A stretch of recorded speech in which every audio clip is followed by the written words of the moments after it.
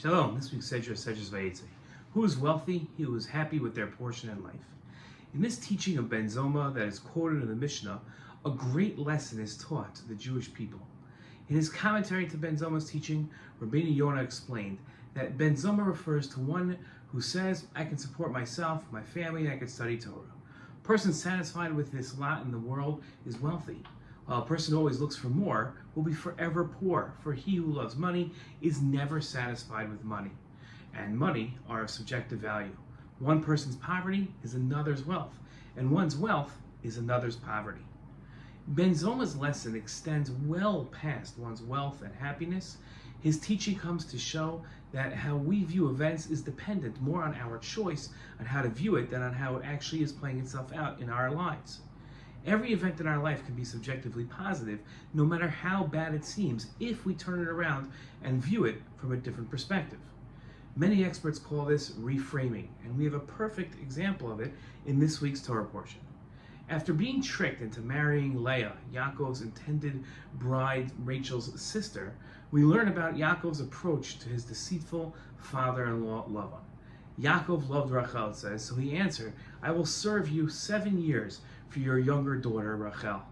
Lavan said, better that I give her to you than I should give her to an outsider. Stay with me. So Yaakov served 7 years for Rachel, and they seemed to him like but a few days because of his love for her.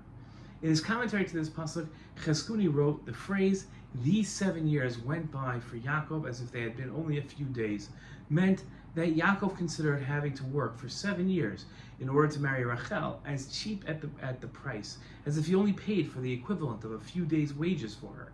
This reflected how much he was in love with her. If Lavan had demanded a higher price, he would also have been willing to pay it. The Cheskuni explained that Yaakov had a different explanation for the time Yaakov was working. The Cheskuni wrote, but while engaged actively in laboring, however, he felt the opposite way and could not wait the time when he would finally be reunited with Rachel.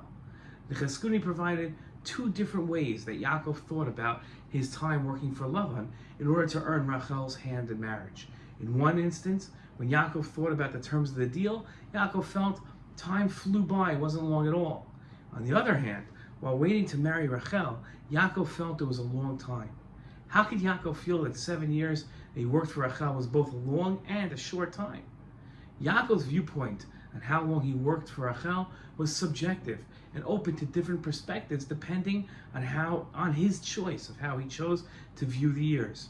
While deciding on the conditions of the deal, he chose to think of the terms as favorable to him because of how much he adored Rachel. But while actually working and having to wait for Rachel, he viewed the passing time as moving too slow and taking too long. That was his choice of how to view his circumstances. All too often, we decide that circumstances are objectively bad. Think of the last time you sat in traffic. A person becomes upset, frustrated, and depressed over their circumstances. Some situations are bad, but a person's mood isn't set by the circumstances, it's set by how they choose to view the circumstances.